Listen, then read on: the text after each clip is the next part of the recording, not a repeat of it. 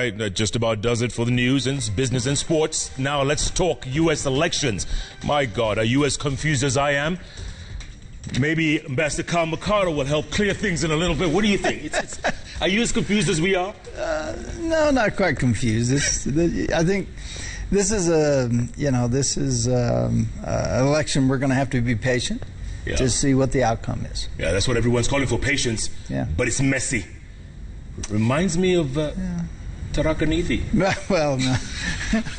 I don't know the details on that one. I just know what they were famous for at one point. Look at the numbers we have, Belozi. Yeah. Biden 237 as of now, and Trump 213. The magic number is 270. Right. When we come back, please explain that magic number for us, because a lot of people don't understand what Electoral College votes mean. Okay. What's that magic 270?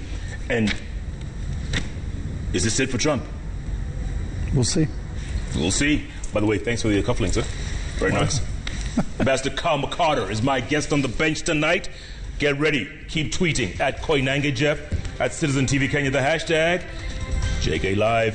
JKLive takes a break. We'll be back very shortly.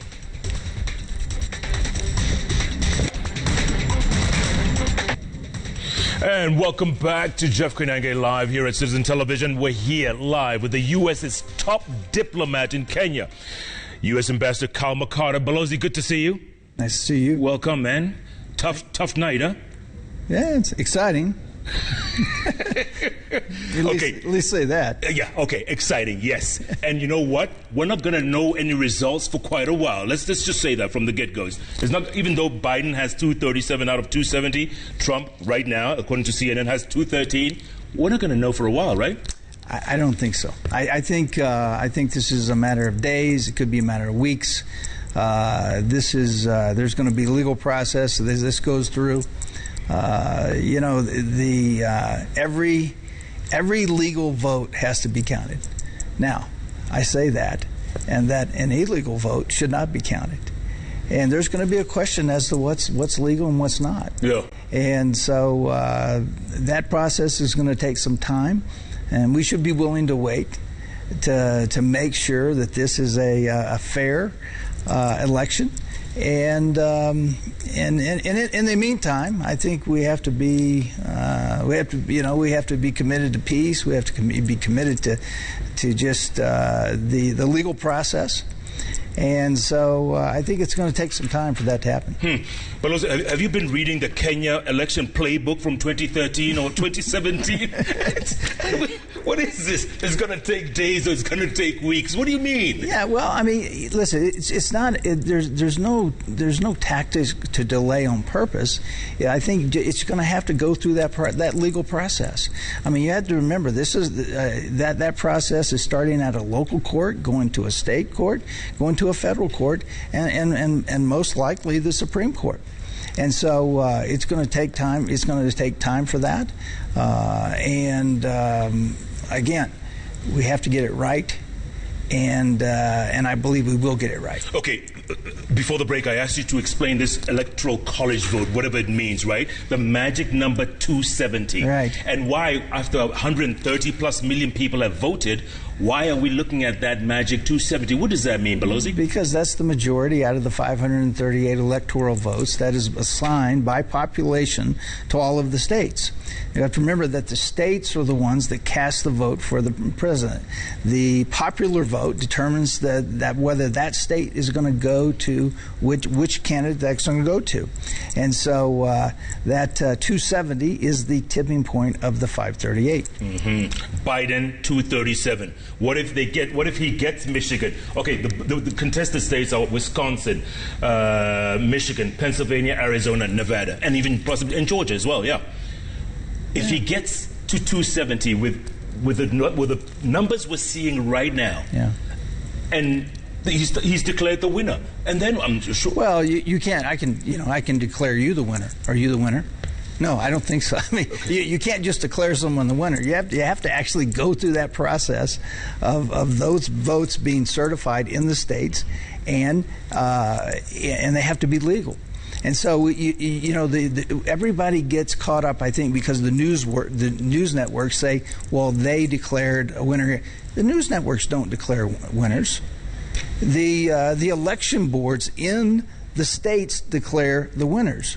And so, and you can do that. You can go to one channel to another, just as we could this morning. We watched it, and you can, one network had it at one number, another network had it at another number. The media does not declare winners in presidential elections in the United States, as much as sometimes you think they may want to. It just doesn't happen that way. And so this has got to go through a legal process. It's going to go through a legal process. Every legal vote should be counted, and those that are not legal should not. And so, and that's going to take a little time. And you think there are a lot of illegal votes? Is that what you're trying to say, Pelosi? Or well, it does happen, and if that's the case, those need to be thrown out. Are we talking about America here, or are we talking about third world countries? Well, look, here's the United States is expected to set the example. I got that, but we're not perfect. We're not perfect. We are growing up as a democracy just like Kenya is. Now, we've had some success, and we're going to continue to have success. But every democracy has to make decisions, just like Kenya does. We make the decisions, and sometimes you look back and you say, "Wow, that was not a good move. We'll never do that again." Or you may make some good decisions and say, "We better repeat it." And so, we're not perfect. And another thing, we're not lecturing anybody. I hear this online. You quit lecturing. Not lecturing. Listen, we're experiencing this democracy just like everybody else is. And the fact that we're friends, the fact that Kenya and the United States have a special relationship, and that we can sit here and talk about it tonight. I mean, not every country can do that, right? You don't go on TV right after election and talk about this, but we do, because that's the relationship that we admit. We're not perfect, but we're going to do the best we can, and we're going to be the best friend we can to Kenya to promote and support and build capacity for democracy, and systems of law and order. And that's the thing. I mean, we're going to go through that process. Whatever it is, we're going to go through it, and whatever the result is, that's what it is. And I, as a political appointee, this is quite important to me.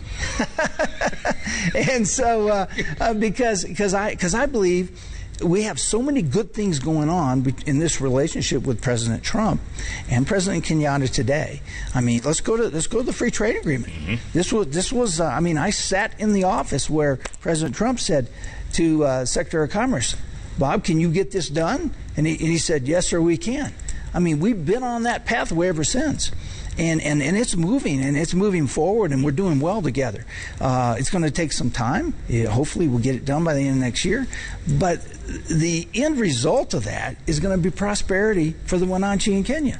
And it's going to be prosperity for us, too. I always tell you that the free trade agreement is not, this is about America first, but this is also about Kenya first. And Kenya's the first country in Africa to benefit from this? Sub-Saharan Africa, in Sub-Sahara. Yes. Yeah. Okay, look, so if Trump doesn't win, and I'm glad you put that disclaimer that you're a political appointee, if he doesn't win, does that affect the FTA? Well, do we know? Let me just put it this way. I don't think I'm in a position to predict what it will do, but what we don't want to do is lose momentum. We don't want to lose this momentum with the FTA, because it has the possibility to really take this relationship with the United States and Kenya from what has previously been dominated by aid to trade. And I carry with me a list of about $16 billion U.S. dollars of investments that people are actually looking at based on this free trade agreement. And that's good for the country. That's good for Kenyans. And so I want to see the momentum stay. I want it to keep going. I feel I've got the best ability to do that under the leadership of President Trump.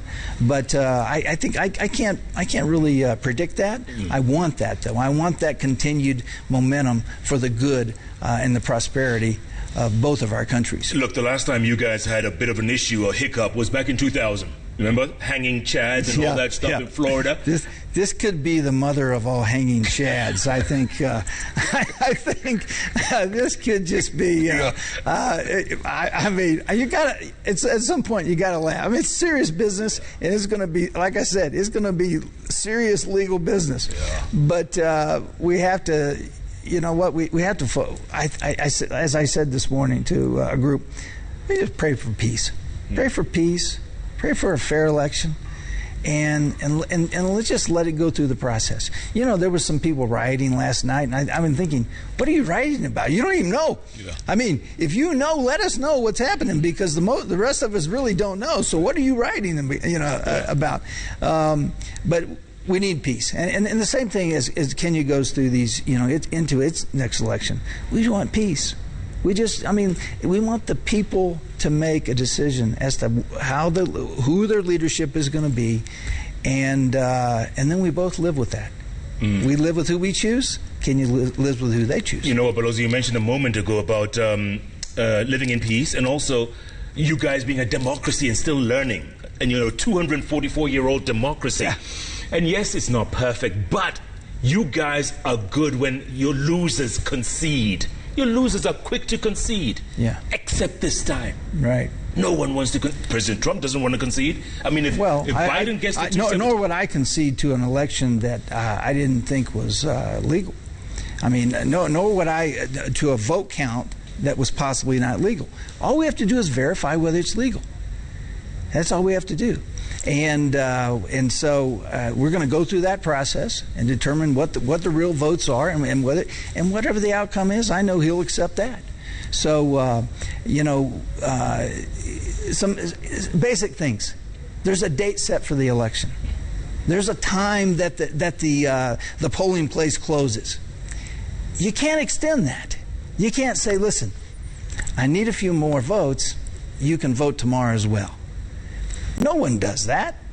There are basic rules in an election, and I've gone through a lot of elections. So I this is kind of a tough situation for me because, one, I'm not on the ballot, but I am kind of as the political appointee. Right. But I've been doing 9 elections, and I tell you, the waiting for those results in that day is a tough experience. I feel like I'm going through one campaign a bit. But I didn't, at least I didn't have to spend any money on it, because I spent a lot of money on elections and won and lost. But, this is, it's tough. It's a tough situation, but we'll get through it. We got laws that regulate it, and all we're saying is, if the votes are legal, we're going to count them. Even if it takes until December, inauguration is supposed to be. Remember, back in 2000, it took a while. Yeah. And like I said, we may find that this is this election is the mother of all hanging chads. I mean, it may be tougher than that. What do you think the message America's sending to the world? I mean, like you said, you're the example. The example. I think is exactly what I said. We're not perfect. We've got a challenge here, and we're going to overcome it by using the law, and we're going to follow the law, abide by the law, and accept the law, and again, it just may take some time. Are you fearful? And I have to ask this question because a lot of people are asking. Are you fearful there might be some post-election violence? Because Washington D.C. was all boarded up yesterday in anticipation. You think there'll be some PEVs in the U.S.? Well, I think that was done because if there was a clear winner, maybe one side wouldn't like it. I don't know. And that's why I said it's so absurd that there would be anybody getting rowdy or getting angry, because I don't even think they know what they would be angry about. But no, we don't want that. No one wants that. Protest, okay. Rioting, damaging property, no. I mean, we have the freedom to express ourselves, just as we do tonight, and I expect that's going to happen in the States as well. But rioting is not needed, and it shouldn't be tolerated. Yeah, but it just might happen, Pelosi. Let's face it, it could happen. We hope not. We hope not. Okay, look, what's to stop Trump from, conceding? What's to stop him? Let's just face it, 270 magic number. He didn't quite make it. He had a good run. A lot of people, 65 million people plus. I think when the votes are verified, he'll do exactly that, one way or the other, win or lose. All right, what happens to you if he loses? Well, I don't know. I'm a little different type of political appointee. I didn't get appointed because I gave a lot of money and because I was, one of these guys that lived down in Florida at the same golf club. I was fortunate to be appointed because I do have a lot of friends in the Congress, and they've been good to me. And I think too, they knew that I had some experience in the country, and I didn't ask for any other country. I didn't say make me an ambassador anywhere you want to, so I can just have the title ambassador. I specifically said this is where I wanted to be, because this is the country where I have experience, and there's people here that I care for. I care for the country. I want the country to be prosperous.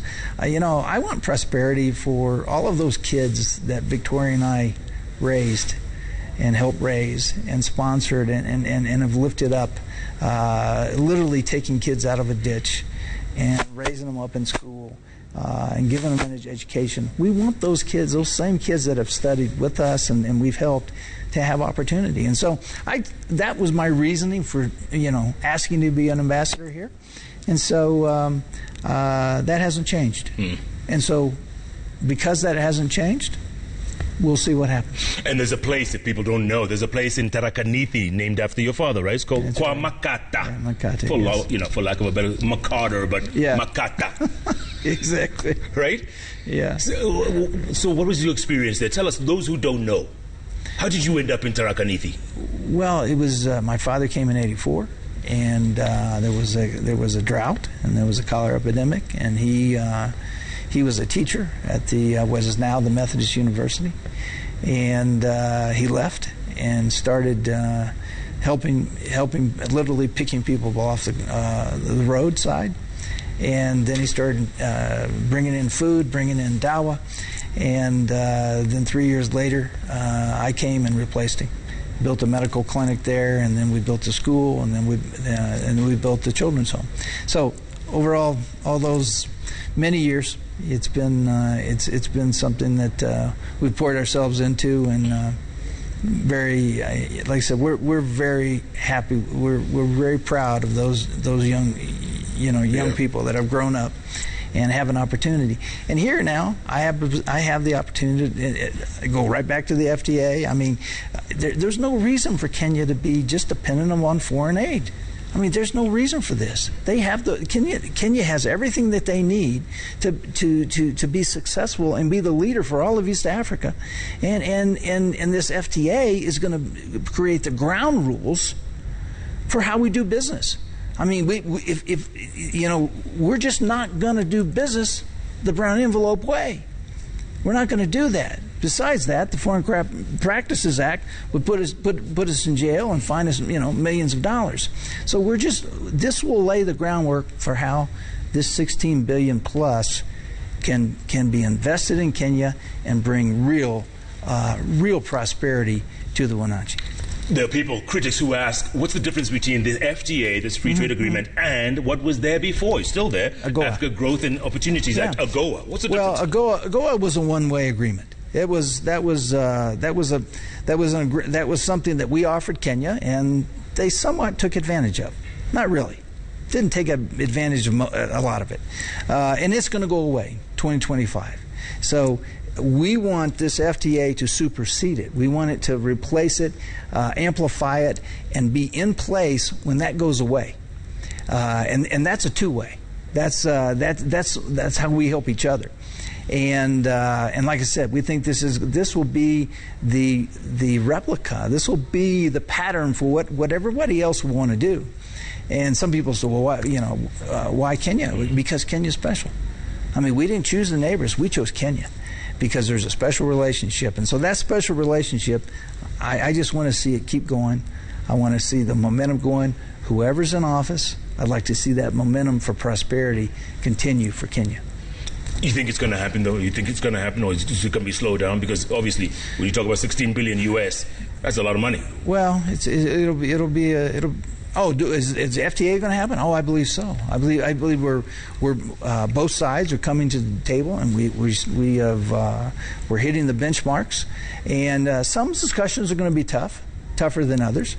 But I believe we can do it. Again, I believe President Trump's the best one to actually get behind it and make it happen. He's kind of like that. If he says he's going to get something done, he won't let you off the hook. He'll make sure it's done.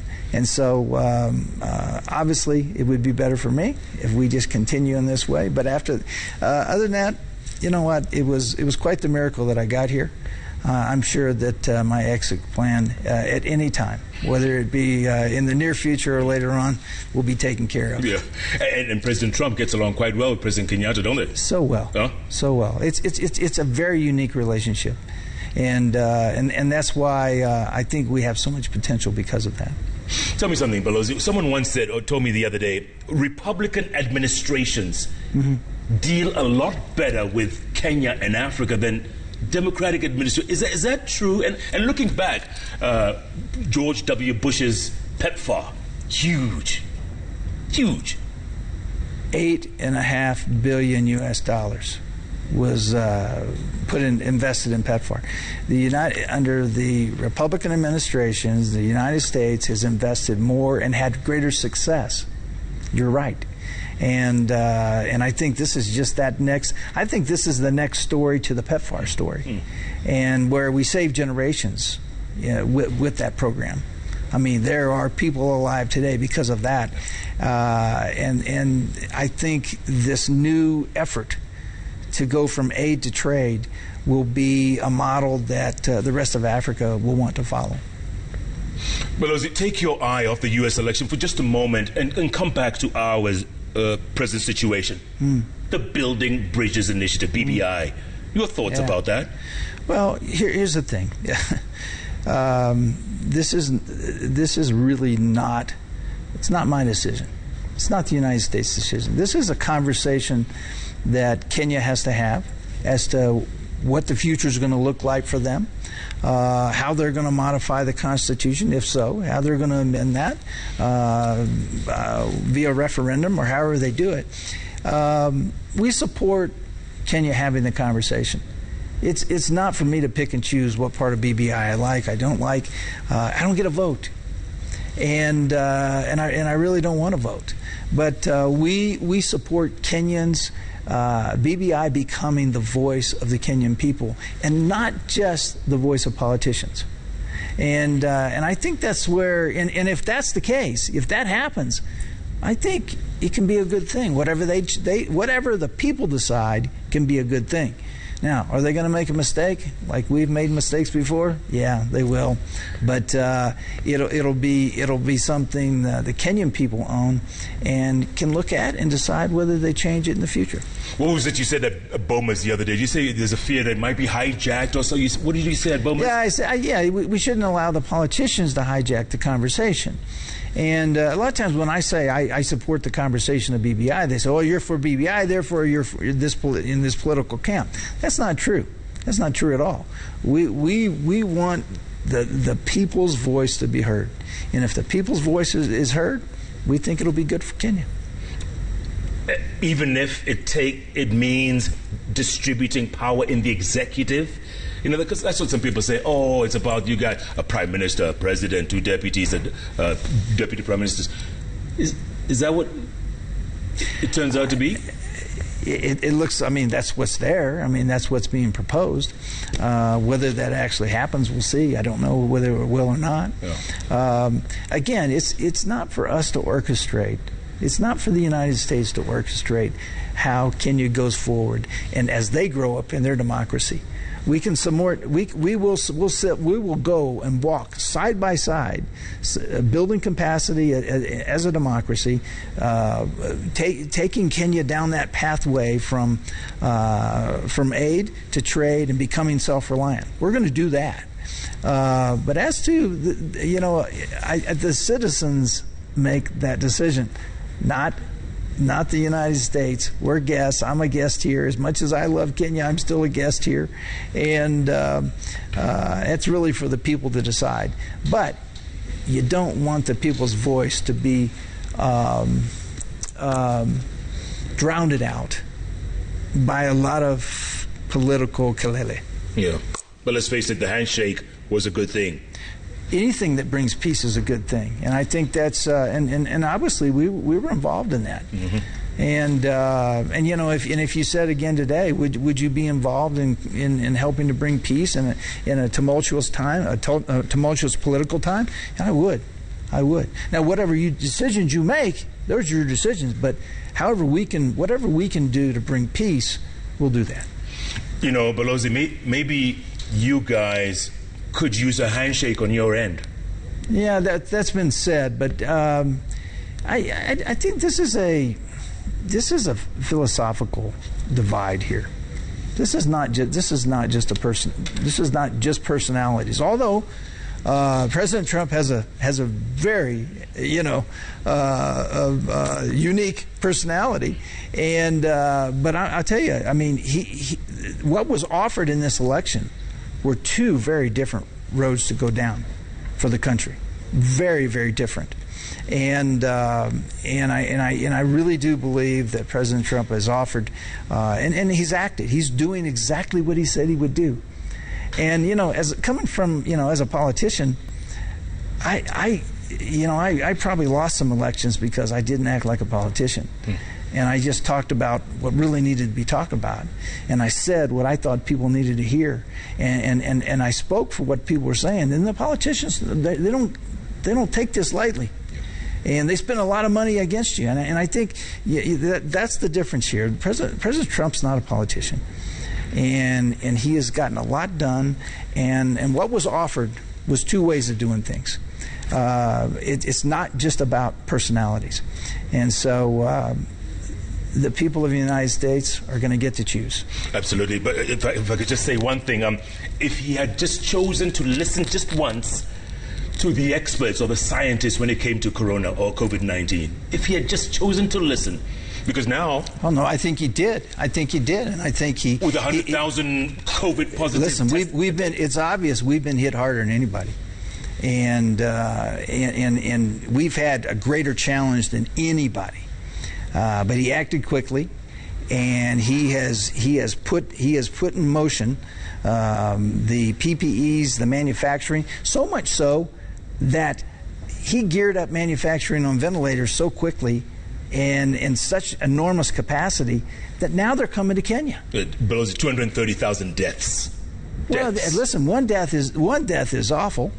And I mean, do you know what the prediction here was? 360,000 deaths at first, and because it came late to Kenya had the ability to look back at some of the people that had made some good decisions and put in place some good practices and did that. So Kenya's leadership has made some really good decisions as to how to deal with COVID. I believe President Trump did the best anybody could do. And so again, we were hit harder, a lot harder, and but we have to be honest that things were going really well for the president, and then this hit, and it really changed the whole narrative. It changed the whole environment of the election, and so that is what it is. But I tell you, I think he made a decision to keep people from coming into the country much earlier than anybody had even thought about. And so I think he's done a great job. And now even the United States, in the midst of that, with all the deaths that you just quoted, has spent billions of dollars on other people in other countries, including Kenya. Over $72 million in COVID response. The 200 ventilators that are now here and they're going to the hottest areas in the country. Not just the ventilator. Now remember, some people put some ventilators out on the dock and somehow they they never got there. But these are coming with training for the individuals. They're coming with service contracts. They're coming with ways to power them and keep them powered no matter what happens. And we just presented the first tranche of those down in Mombasa in this last weekend. And new ones, the next ones will be going to Eldoret, they'll be going to Nakuru, and I believe to Embu, that where they're needed the most. So in the midst of all of this, the United States has continued to be the most generous. And I think that's just what we do. And yet, Pelosi, you see in Europe, Italy's shutting down, Germany's shutting down, France is shutting down, the UK, they're all on lockdown. Yeah. And the U.S. continues like life is normal because, again, of leadership. I mean, let's face it, some decisions aren't the best. You can't, in a country where you have no freedom and your leaders tell you what you're going to do, when you're going to do it, and what the consequences are going to be if you don't do it, that's one situation. But, in the United States, we're free. We've got a lot of freedom, and people have got can make that decision how they're going to take care of themselves and their family. And that just, listen, lockdowns is not it doesn't fit real well within the American culture.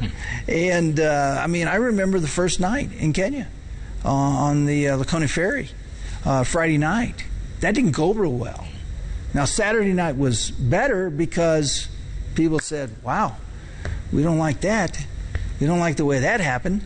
Now, we got to remember, we had a couple of people killed, young boy killed just by random gunfire. I mean, how you lead in different in each of our countries is different. And I don't think it's been a free-for-all. I think people have been able to make their choice as to how they protect their family, and I do believe that President Trump has led well on that. I think a year from now, 2 years from now, there's going to be a lot of books written on what we did right and what we did wrong. And I think we're going to be surprised at some of the things that we just didn't notice. And we're going to know more about this disease. I mean, we know more now than we knew before. Yeah. And the vaccines, I think they're going to be out rather quickly. The United States has put billions of dollars into getting these vaccines ready as soon as possible, cutting through the red tape, cutting through the bureaucracy, and so we're going to continue to lead. Do you see a vaccine anytime soon, Pelosi? I think so. It's got to be safe. We can't. I don't think it's something you can rush. I think in the interim, we have to be grateful that we have some treatment, that there's ways of being treated with this steroid and with remdesivir and some of these other drugs. Yeah. And so I think we before we get there, we've got some ways of getting better. And I think we recognize how we act and how we behaved. I don't think there's any reason to fear COVID. But I think there's every reason to be proactive and take the guidance, health guidance that we've been given, and it really comes down to each of us being responsible and being responsible for our neighbor. Now, when people are getting real close, and the challenge in Kenya is some people they can't afford to not live close. They just do. Yeah. If you got money, you can stay apart. But when you're having to live in a small house together with all your family, this social distancing thing doesn't really make sense. Doesn't make sense. Yeah. Because that's all you've got, and that's all the space that you can afford, and you're going out working every day just so you can pay that rent. So it's a much different challenge here than it is in the United States. But up until maybe 24, 48 hours ago, Trump was going to come back, was going to be reelected. According to most critics and pundits, he was going to be reelected. What happened? What changed? He might still be. You never know. Like I said, we're going to go through this process and see what happens. Again, I have great confidence in the law, and when judges take the law into their own hands and create law, that's not going to work. That's why we have legislature. That's why you have the parliament, to make those laws.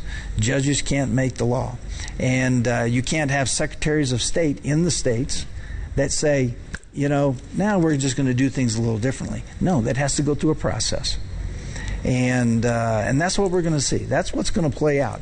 I mean, there's going to be a lot to learn about civics and governance in this whole process. And the Supreme Court, which recently just appointed a new nominee, a new justice. Yes, an exceptional one, by the way. Yeah, absolutely. But now a woman, by the way.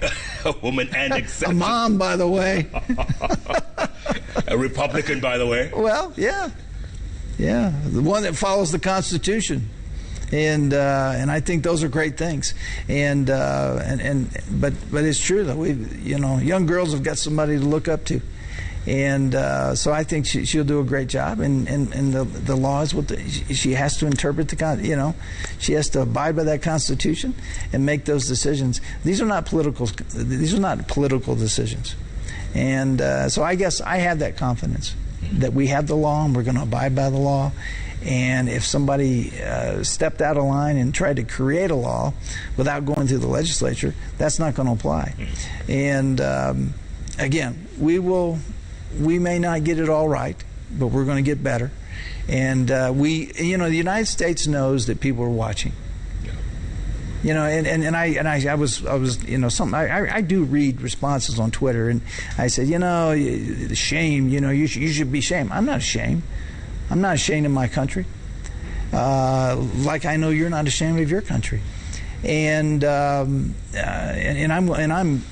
honest enough to admit that we just don't get it right all the time, and when there's not peace and when there's rioting, that's at the heart of that is hate.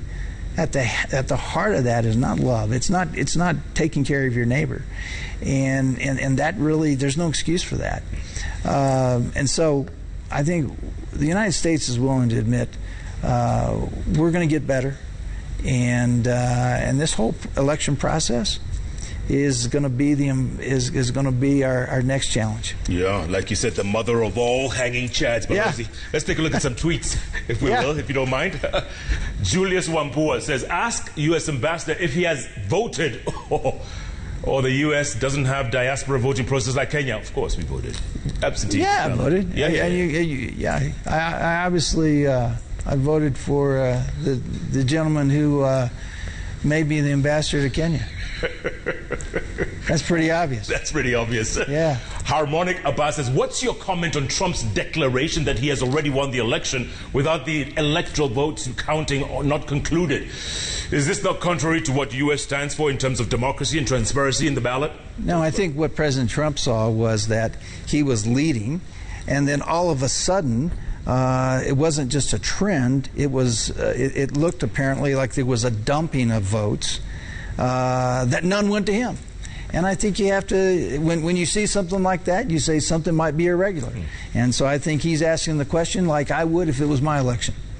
And you've lost a couple yourself, right? I've lost 3. And they're all painful. And they're all costly. Ask my wife. Costly. Daniel Ware says, do we have a runoff in the U.S.? No, we don't have that. Well, I say that.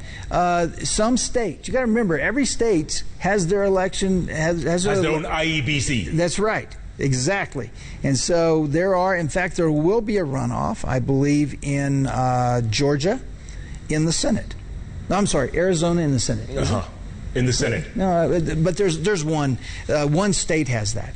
And so, but nothing in regards to the presidency. Good. Silla Flair says, as far as elections concerned, America's way of voting was designed by the founding fathers, and it's high time they got rid of it. The majority's will is not reflected in the country. You need to redesign this. Okay. Yeah, most of the time, the argument on the popular vote versus electoral vote comes up when someone. Typically always comes up when someone wins the popular vote and loses the electoral vote. Now, if it was opposite, they might be arguing the other way. Right. And so, but this is federalism. This is the way we planned it. Yeah. And, we didn't want the top 10 cities in America to be determining the outcome. We want the rural areas to be represented. We want everyone in the state and we want to give the states power to decide who they're going to cast their vote for. And tiny little states each have some share of that pie. That's right, based on their population. All right, it's Kipling. We hope U.S. elections will be free, fair, and credible and peaceful.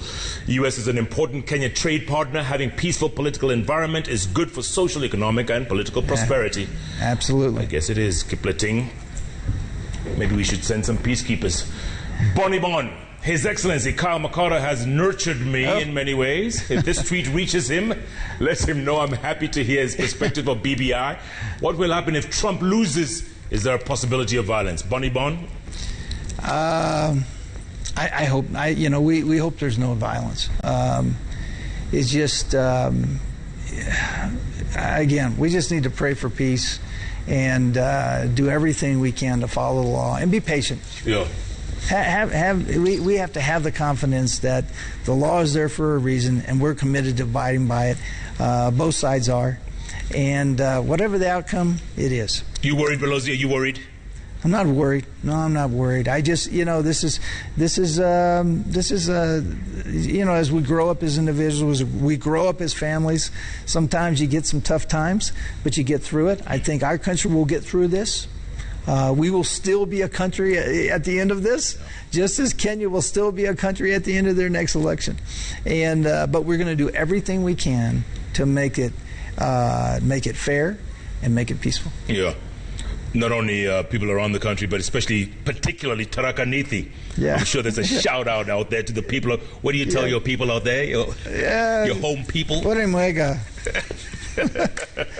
Just greet them. Yeah. No,